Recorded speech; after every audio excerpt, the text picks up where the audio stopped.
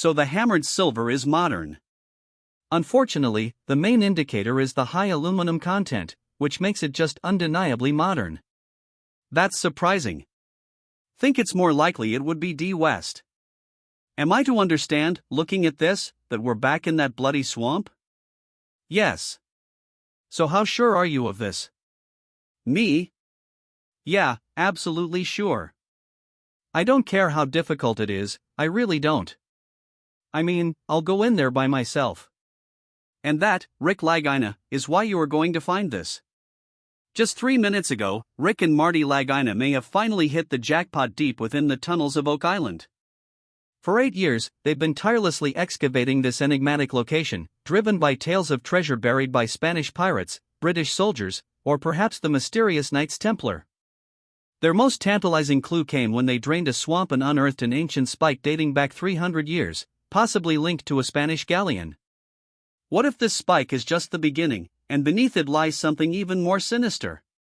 Let us explore the most massive treasures on this haunted island, the sunken crypts of Nova Scotia's Hidden Isle. For over 8 years, Rick and Marty Lagina, along with their dedicated team, have been excavating Nova Scotia's Oak Island, fueled by the enticing prospect of uncovering hidden riches. However, they still don't know who might have buried treasure there in the first place. Was the culprit Spanish pirates, British soldiers, or possibly the Knights Templar? Moreover, the question arises, why would anyone go through the trouble of burying valuables on such a secluded island? As the digging continues, public interest remains high, drawing us deeper into the activities on Oak Island, where each discovery is touted as potentially significant. Rick, convinced of the site's complexity, commands the draining of the swamp, believing that it may yield some answers. Once the water is lowered, Gary takes over with his metal detector. Beneath a wooden board, he detects something intriguing. After some digging, the team unearths an old spike resembling those used on Spanish ships from the late 1600s to early 1700s. Believing it to be the first human touch it has received in about 300 years, veteran treasure hunters like Fred Nolan have suggested that the swamp, peculiarly shaped into a triangle, might have been deliberately constructed long ago to cover up an old shipwreck. This idea spawns further speculation. Could it have been the work of Spanish pirates using the swamp as a giant hiding spot? The team hopes that exploring this previously inaccessible part of the swamp will reveal physical evidence to support the theory that it was artificially made. The importance of excavating the Nolan side of the swamp stems from Fred Nolan's long belief that it might be central to solving the puzzle of the island. Could there be a sunken ship or a concealed vault there?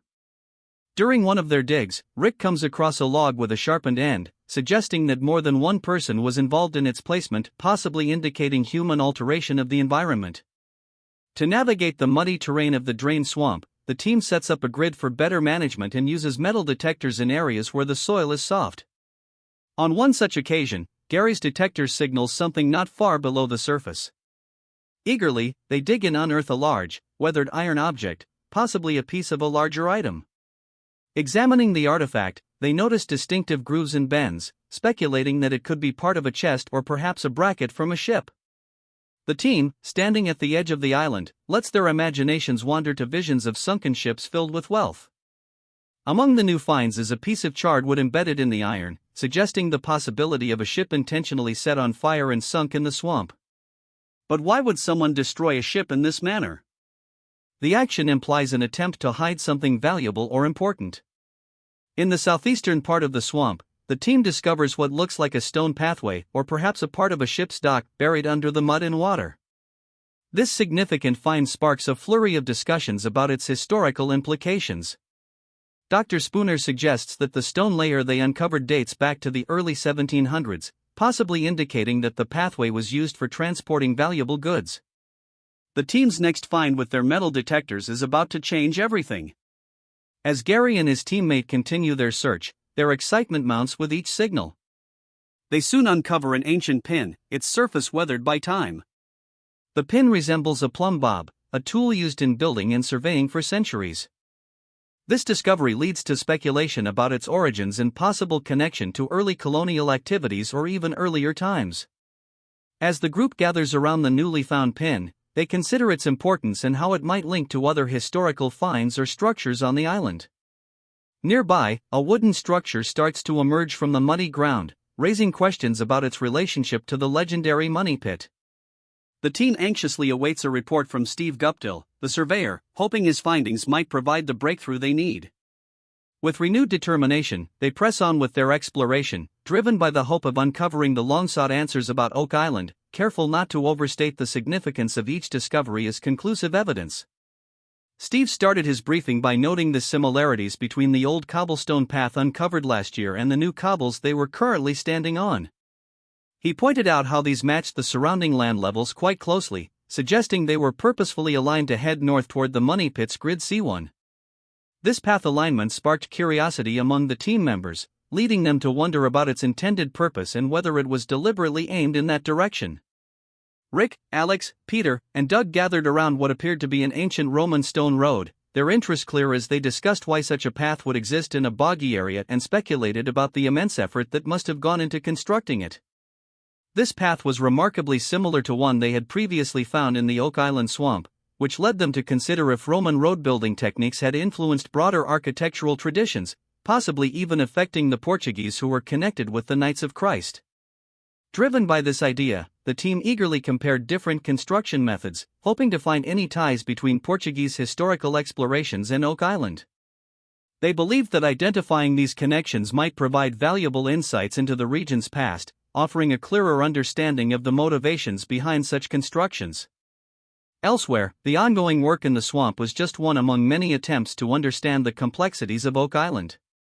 Over at the money pit area, Rick, Marty, and other team members were analyzing new sonar data that hinted at man-made structures deep within Aladdin's cave. Steve noted that the straight lines shown in the sonar images didn't appear natural, and he was hopeful that viewing them in a 3D model would offer more clarity.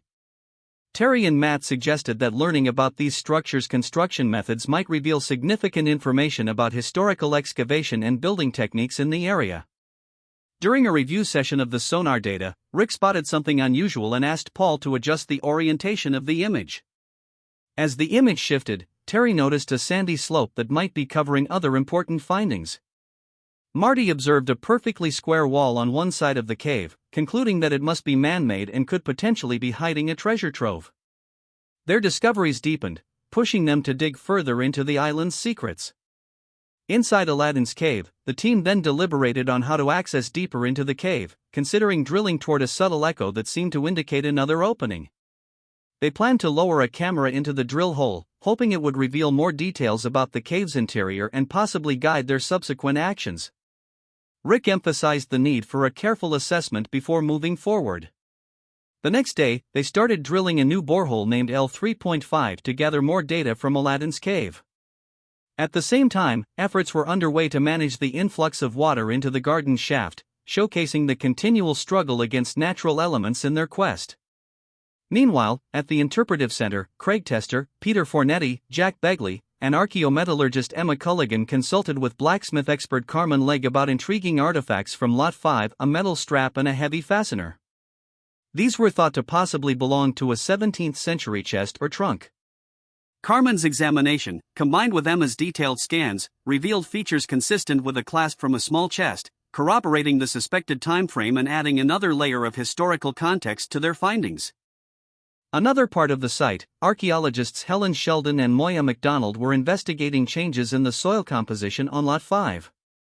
Their excavation led to the discovery of what looked like a barrel strap with an attached nail, which exhibited a greenish tint, a sign of copper use known for its resistance to erosion. This find connected back to earlier discoveries of wooden cargo barrels near the Stone Road or Ship's Pier in the swamp, suggesting a historical operation that might have used the swamp as an open harbor for transferring goods to the money pit.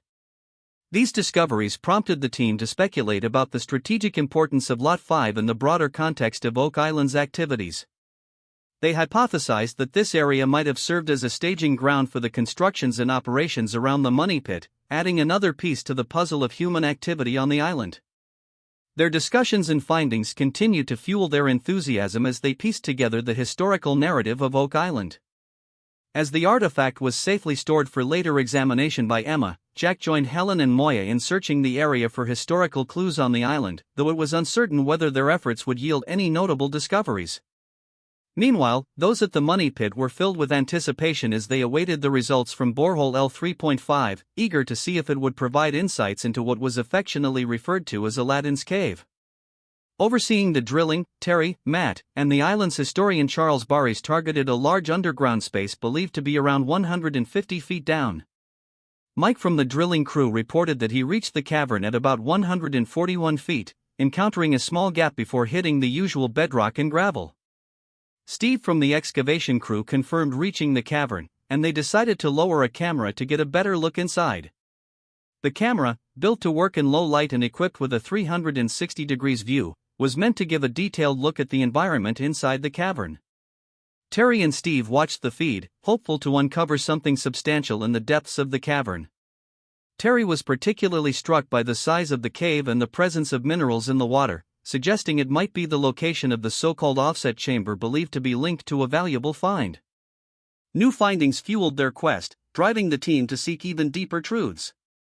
As the camera sank into the dark waters of Aladdin's Cave, the team strained to make sense of images blurred by the disturbed sediment. The camera captured jagged edges and straight lines, possibly signs of a damaged cavern wall. They focused on what looked like a wall's edge, and excitement grew when the camera seemed to reveal a man-made entrance. Stirring up more sediment, Alex and others watched eagerly as the footage displayed what looked like an opening or the beginning of a hallway. Excited by this potential breakthrough, Alex called Terry and Matt over to view what might be an important discovery. The prospect of a man-made entrance fueled hopes of finding something significant beyond it. As they lowered the camera further, it revealed a distinct area between two sidewalls. Although the murky water made it difficult to see details, Steve proposed using sonar to better gauge the cave size, and the team agreed to conduct a sonar scan from this new position. The next day, the team from D Contracting Limited pressed on with their work near the shoreline on Lot 5. Jack Begley, Jamie Kuba, Moya McDonald, and Fiona Steele were careful